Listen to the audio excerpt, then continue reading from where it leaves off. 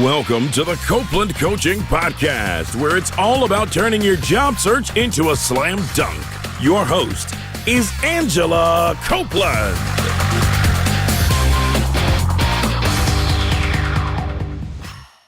Welcome to the Copeland Coaching Podcast. I'm your host, Angela Copeland. On the phone with me today, I have Margaret Heffernan in the UK. Margaret has run 5 different businesses in the US and the UK, and she teaches at several business schools in the US and the UK. She sits on boards of 3 organizations, and she has published 5 books, including Willful Blindness, A Bigger Prize, and The Naked Truth. She's also given multiple TED Talks, and she speaks at conferences and organizations around the world. Margaret, thanks for joining me today. Oh, it's my pleasure. I'm really glad to be talking to you.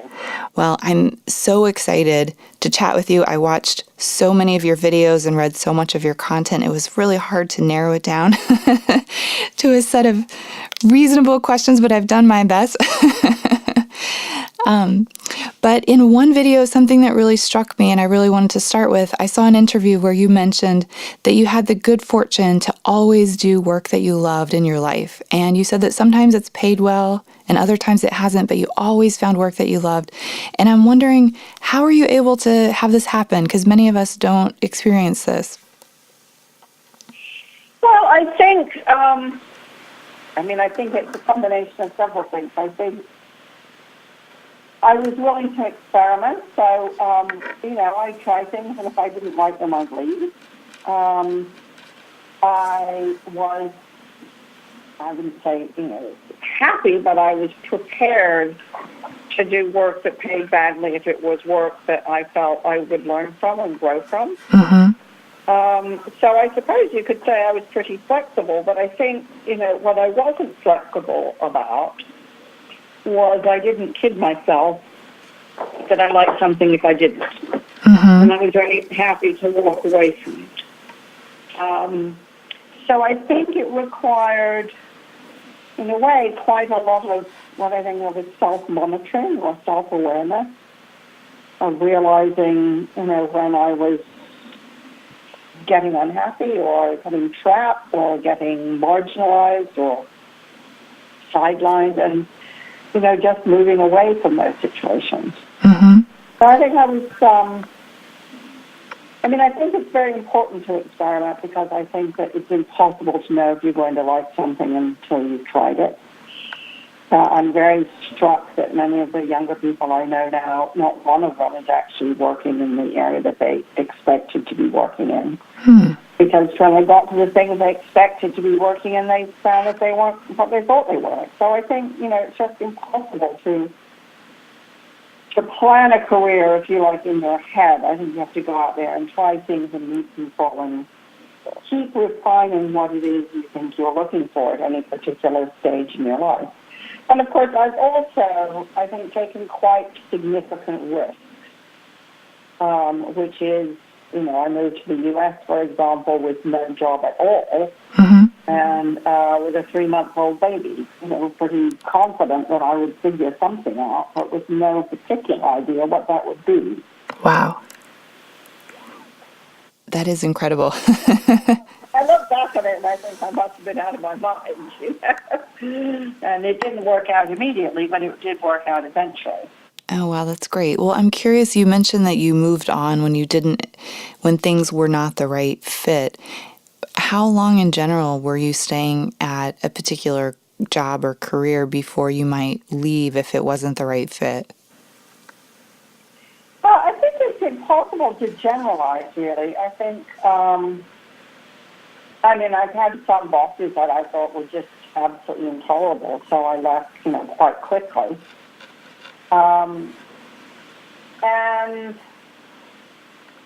I've left jobs after a week.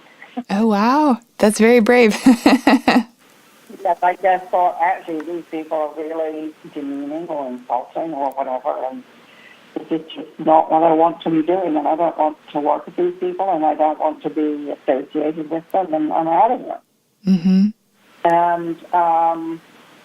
And I guess, it's interesting, I think I've always believed that I had choices.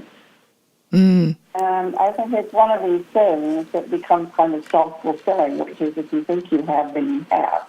Now, mind you, I think a significant piece of that has also been I'm extremely stingy. And, so I've never carried any real debt because I want to be free to make choices for reasons that aren't to do with money. So I've always, or almost always, had what I think of as my running away money. Mm-hmm. I think that's really important. I often see people after they get a promotion or a raise at work, they'll buy a nicer car or a bigger house, and it makes me so uncomfortable for them because it's like the job owns them at that point. Well, I think that's exactly right, and I don't think we talk about this enough. Mm-hmm. It's as if we sort of feel it's undignified, but I think you're exactly right, and I've seen exactly what you've seen too. The bigger house, the bigger car, the more expensive lifestyle, and of course, this is one reason why money is a very poor motivator, because it just gets absorbed into your daily expenditure. Mm-hmm. It doesn't have any kind of lasting. It doesn't deliver any kind of lasting positive feedback. It actually just, in fact, creates a burden. Mm-hmm. But I've always felt, quite profoundly that I would not put myself in a position where anybody owned me. Mm-hmm. And that one key to that is having your running away money. And there is, I think, there's a slight magic, I think, about running away money, which is if you have it, you hardly ever have to use it. Mm-hmm. People can kind of tell, that you're not to be messed with. And I think that's really helpful. I think you're right. It gives you a lot of mental freedom in a way. Yeah. Mm-hmm. I think that's right. I think that's right. I'm curious, when you talk to, say, students or job seekers that you meet who are looking to find something that's also fulfilling, what sorts of tips do you give them? I mean, is it mainly, have your sort of running away money and these kinds of things? I mean, what sorts of things do you point out to people? Well, I try to get them to ask, I guess, slightly different questions about themselves. So, how do you like working? Do you like working on your own or in a group? Do you like working at a super fast pace? I mean, I started out, the first job I had was in news, where we were producing nearly 2 hours of news programs a day. Wow. And I thought, well, I can do this, and it was super useful in terms of learning a lot really quickly. But I thought, actually, it's rather facile, and I just want to do work that is more thoughtful than this. Mm-hmm. So I think the pace at which you want to work, the kind of lasting value of what you want to make.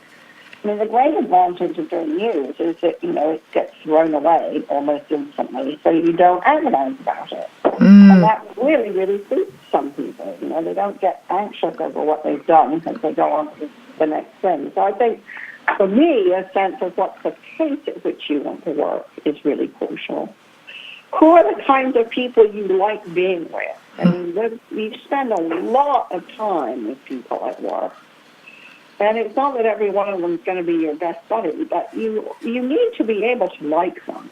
Mm-hmm. I mean, not all deeply passionately, but if their values are very at odds with yours, if the mission of the company is very at odds with yours, you're not going to be happy there. And all of those things, I think, are wildly more important than money, because being anywhere, no matter how much you're being paid, doing something that you loathe is just not going to work long term. Mm-hmm. I agree.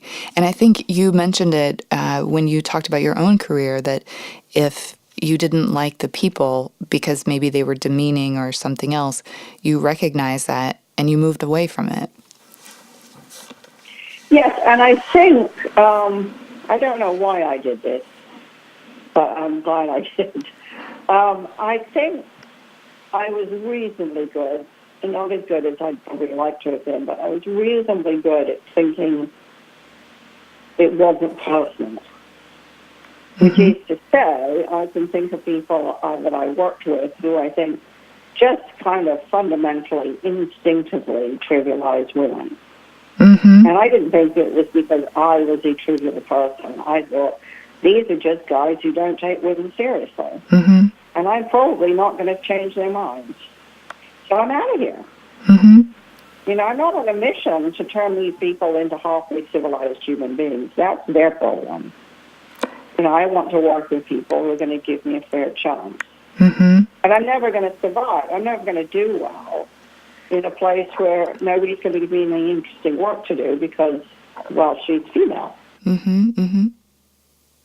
I totally... I think, you know, and I think that it's a crucial thing for women, as far as they can, when they're in situations working with men who are fundamentally biased against them, not to take it personally and not to think you can change it. Just get out and find somewhere better.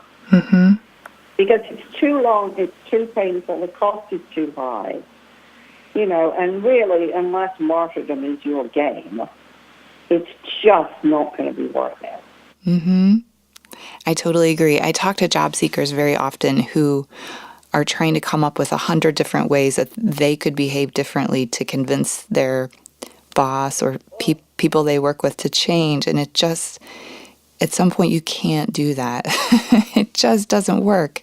It's much better to find a good environment for you than to try to change your existing environment, I think. I think that's really smart. Well, I think that's right. I mean, I think that, you know, it's really frustrating to be in a great company looking for a bad boss. Mm-hmm. You know, but then the issue is, well, see, can you go and work somewhere else in that business? And I've certainly had, you know, friends and colleagues who have been working in great companies, but just for somebody who was never going to get them. Mm-hmm. You know, so I think, you know, I don't think you have to leave the entire organization each time. But I think you do have to ask yourself the question, am I going to be allowed to be successful here? Mm-hmm. Am I going to be allowed to be as successful as I want to be here?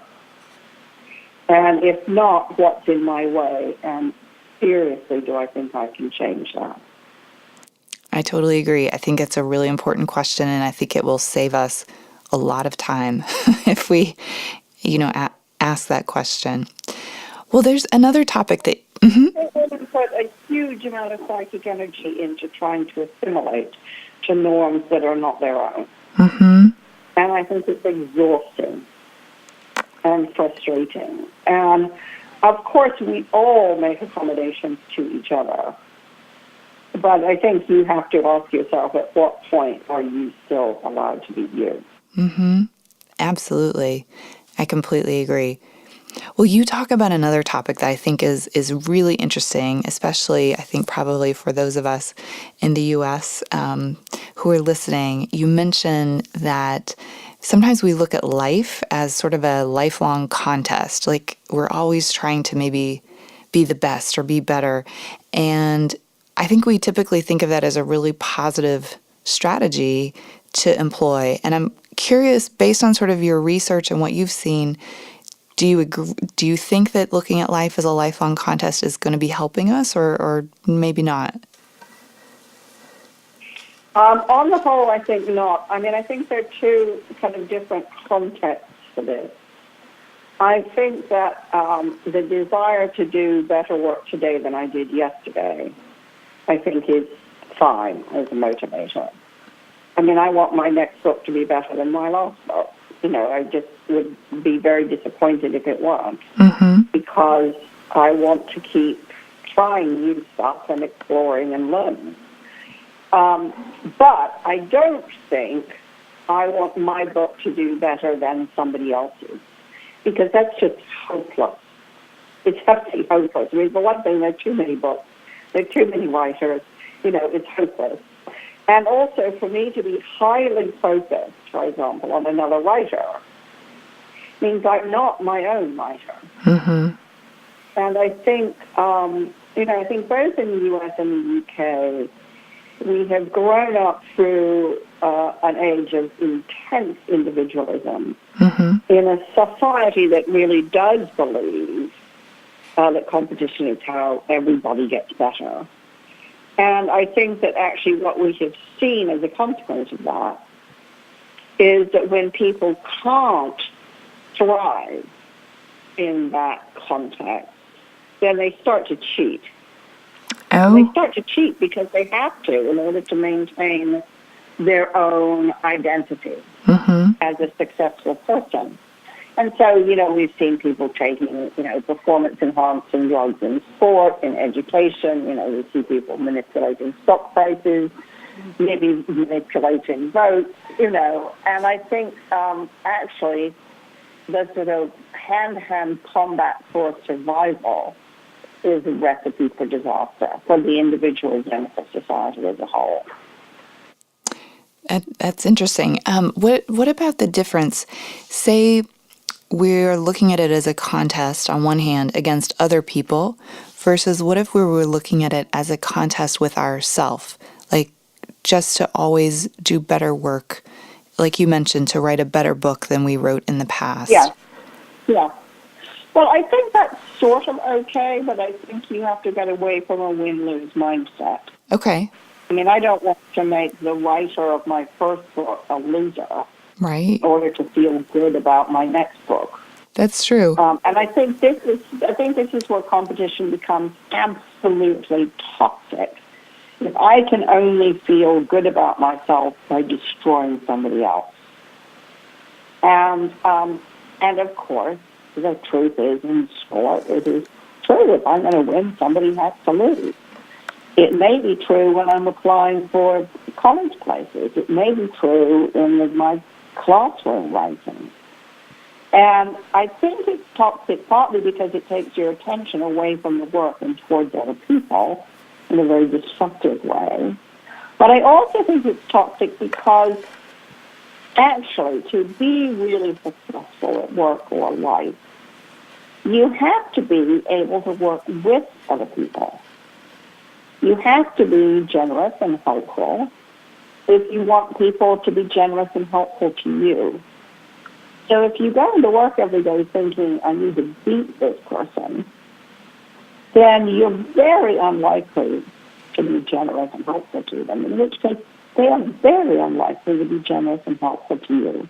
And I have yet to meet the person who has a successful life and career who has done that absolutely alone. That's true. You need other people. You need other people. You cannot do this alone. You absolutely cannot do it alone. And you can either, collaborate with other people to make other people successful with you, or you can try and go it alone and find that you get so far and no further. And it's sort of interesting because I remember when I was at BBC, I had a young man, very, very bright young man, who as a trainee. And he absolutely believed that, the way to be successful was to be successful entirely alone. And I remember supervising the first film he made, which was a disaster, because he wouldn't take advice from fabulous, cameramen and lighting people and sound people who were wildly more experienced than he was and deeply gifted. And when I explained to him that, ignoring everybody was a catastrophic mistake, he turned to me and said, well, Margaret, maybe one day when I'm as old as you are, I'll be as nice as you are. Oh, wow. And I thought, well, forget it. I've spent an hour giving you what I thought was helpful feedback. I'm out of here. And, I ran into him 20 years later. He made no progress. He kind of bounced from company to company because, he had credentials and good ideas. But when it came to executing those ideas, it was always a mess. That's really interesting. It's like such an opportunity to get feedback, to learn, and to grow. And it sounds like this person just completely missed it. Yeah, because they thought that what was required was simply to be an outstanding individual. But boy, something like making films, you cannot do it by yourself. There's no chance. Absolutely. Well, speaking of success, one of the topics I've seen that you speak about quite a bit is, successful businesses in terms of what makes them successful. Have you noticed certain attributes that really most successful businesses seem to have? Well, many successful businesses have the same attributes as very successful people, which is to say that they have very helpful cultures. So they tend not to be internally very competitive. They tend to foster an atmosphere in which it's safe to ask for help and where people are very comfortable giving help, and where it's okay to experiment and take some risks, because that's how you innovate. If you can't take risks, you will never invent anything. And I think what's quite interesting is some of them are very big and some of them are very small. But they are places where the leaders take culture and values really seriously. It's not the normal nonsense kind of business bullshit, to be honest. Of which there is a huge amount. Mm-hmm. And they tend to be places where there is a deep understanding of what creative work really requires, which is time and space and support and curiosity and the support and collective curiosity of the people around you. Absolutely. Well, Sue, I'm curious, those are all excellent points, and I feel like you've described a business that I would love to work at. I'm sure many people listening would love to work at. If we're looking for a job right now and we're kind of searching and we're trying to find a company that provides this kind of support and openness, and how can we decide, how can we identify those companies, and how can we tell which ones are really serious and which ones are just sort of giving us lip service? Well, I think on some level you can't. You just have to try it and see. I think you can ask, in interviews, you can ask people, what are the biggest risks the company's taken? What are the characteristics of the most successful people there? You can ask them, who helped them in their current position.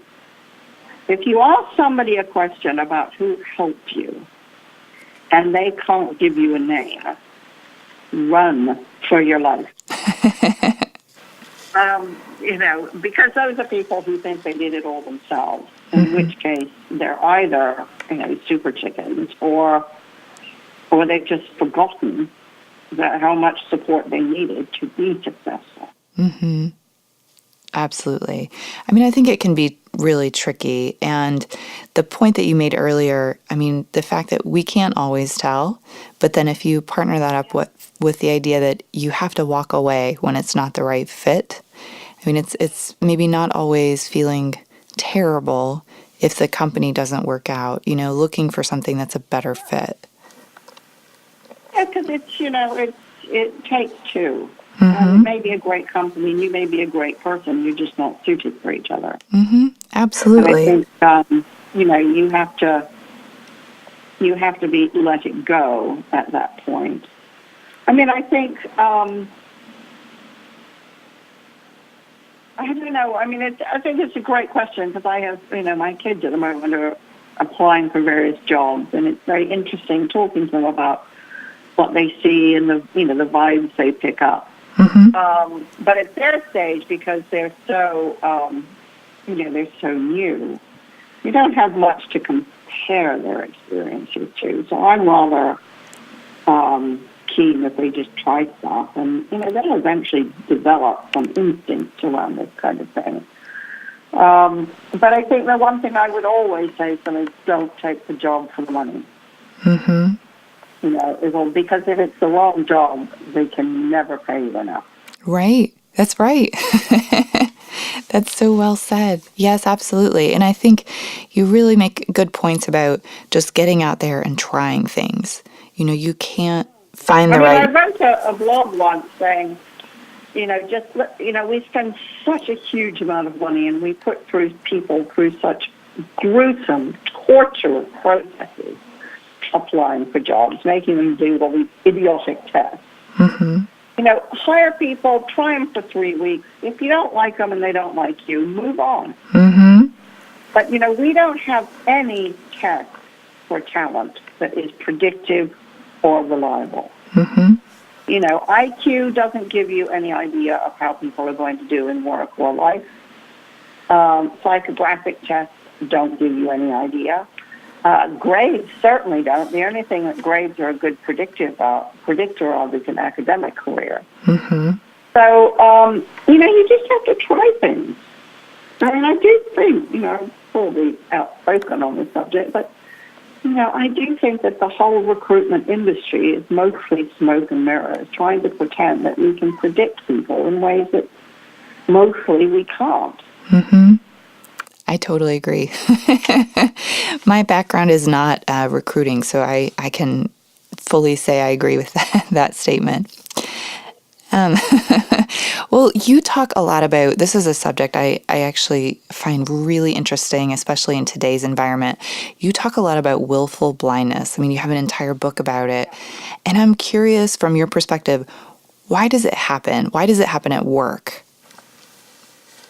Well, it happens everywhere. Mm-hmm. So it's not just a work thing. I mean, we know that the vast majority of the sexual abuse of children is in their own families. Yes. We know that, that the wife is always the last to know if her husband's cheating on her. Mm-hmm. So willful blindness exists on an intimate personal level as on a global level.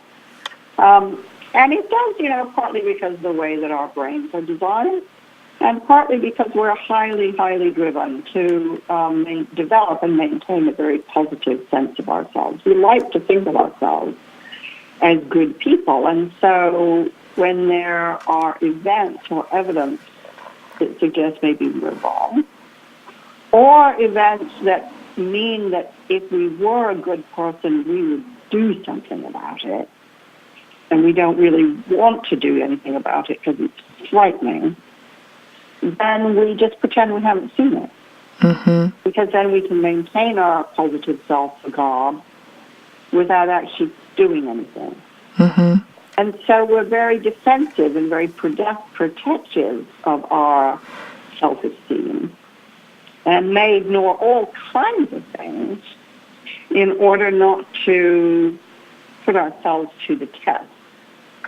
Also, of course, sometimes we're lazy. Sometimes we're scared. Why do people so often know that there's probably something wrong, but they don't go to the doctor? They know that there's something wrong, but they don't dare call up their credit card company. They're afraid of what the bad news will be. And so rather than deal with it, they ignore it, hoping that, well, if you ignore it, it'll go away. And, of course, the tragedy is that not only does it generally not go away, it gets worse. Mm-hmm. So those sort of months or years of willful peace end up extracting a super, super high cost.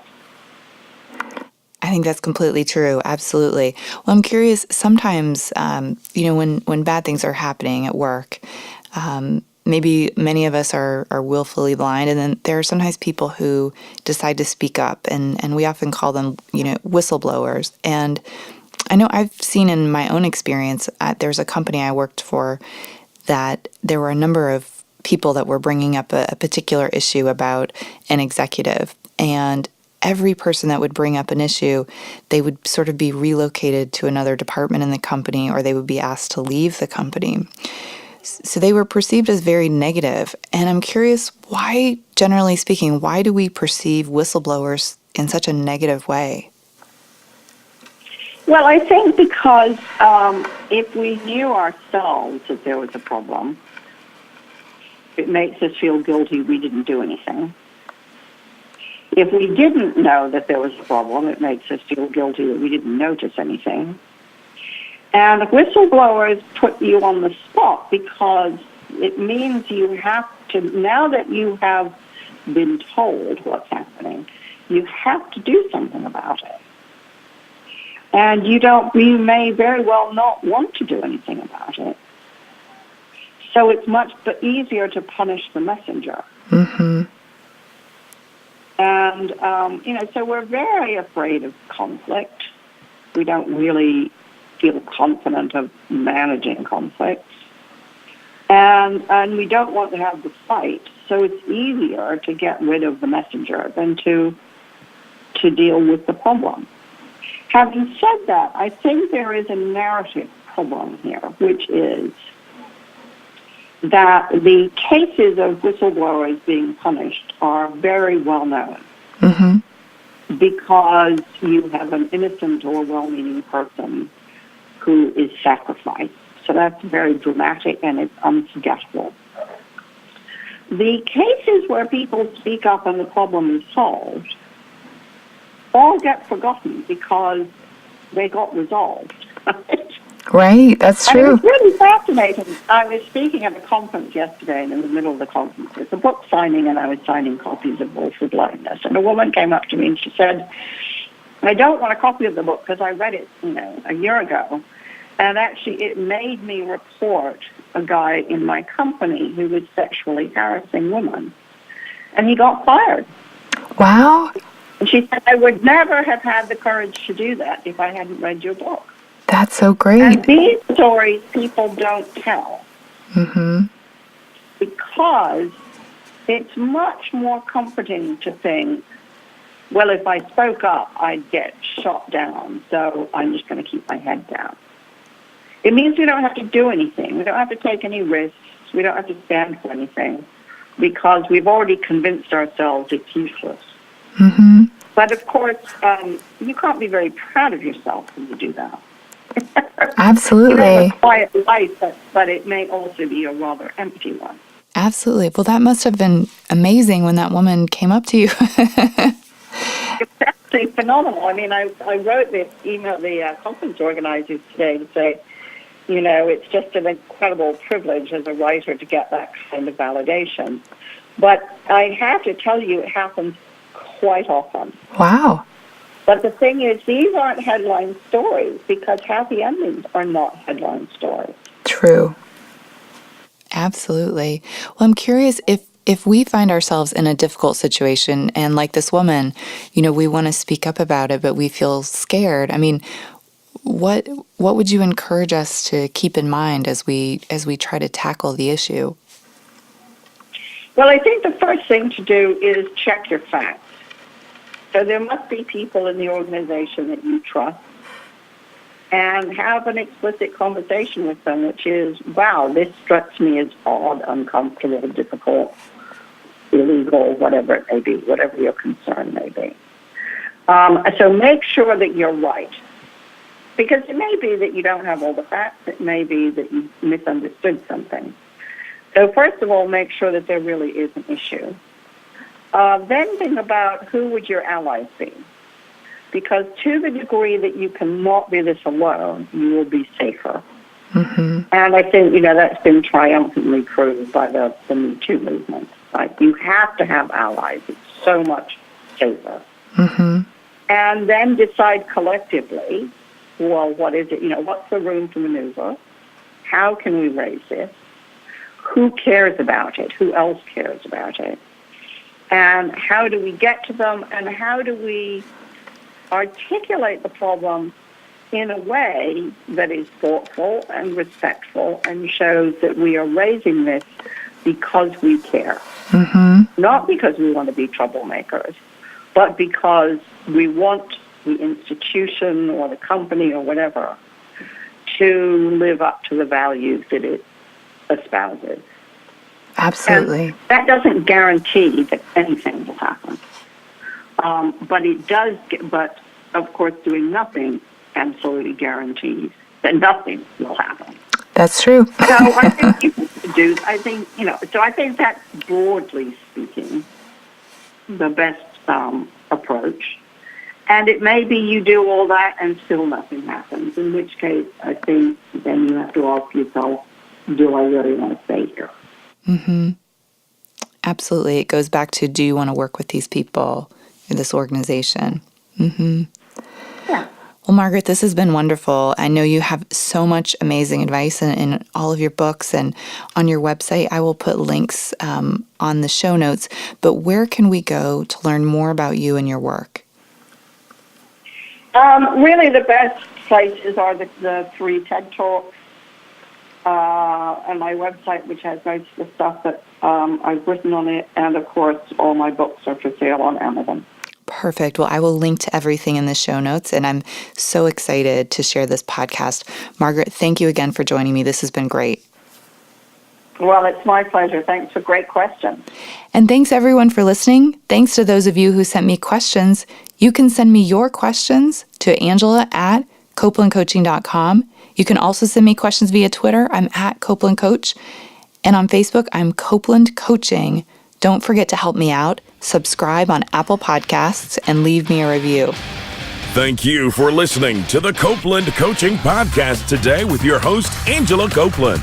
Tune in next time to get more great tips on turning your job search into a slam dunk.